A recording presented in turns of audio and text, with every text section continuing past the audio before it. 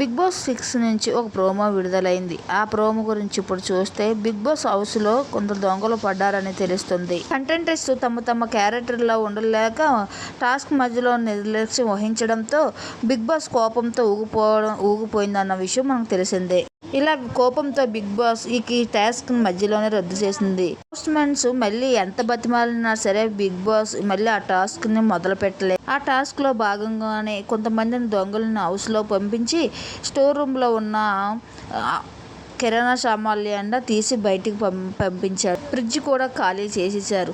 తినడానికి ఏమీ లేకుండా మొత్తం హౌస్లో అన్నీ ఖాళీ చేసేశారు.